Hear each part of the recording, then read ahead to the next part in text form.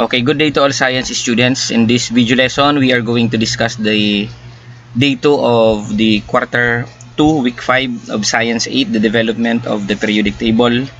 The topic is law of octaves.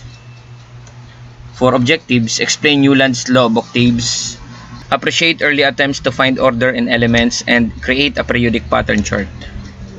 Do you like music? Did you know that early scientists thought of elements like musical notes? Let's discover how rhythm helped shape the periodic table.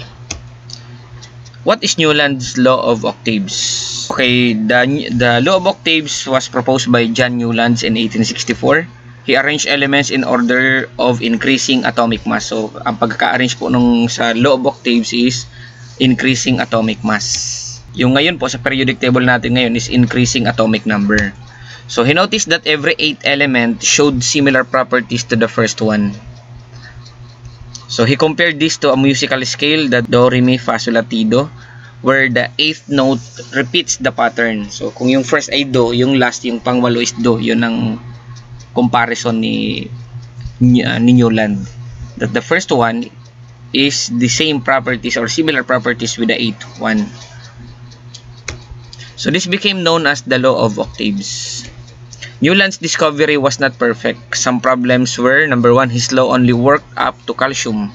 Heavier element didn't follow the pattern. And number 2, sometimes unrelated elements were forced into the same group. And number 3, he left no gaps for undiscovered elements, unlike Mendeleev later on. So, unlike nung periodic table of element natin ngayon, yung pinattern ni Mendeleev, kapag mayroong blank for undiscovered element, yun nilalagay niya ng gap. But we must appreciate his attempt. He was one of the first scientists to see that elements follow repeating patterns, which was a big step toward the modern periodic table. So, hindi man perfect yung paggagawa ng law of octaves. Mayroong discrepancy dun sa ibang element. So, that is a stepping stone para ma-develop yung ginagamit natin ngayon na modern periodic table. Kagaya nung kay sa triad, yung kay Dobereiner, at yung every 3 elements naman may yung atomic masses, kapag kinuha mo yung average ay yung nasa gitna, yun ang malapit.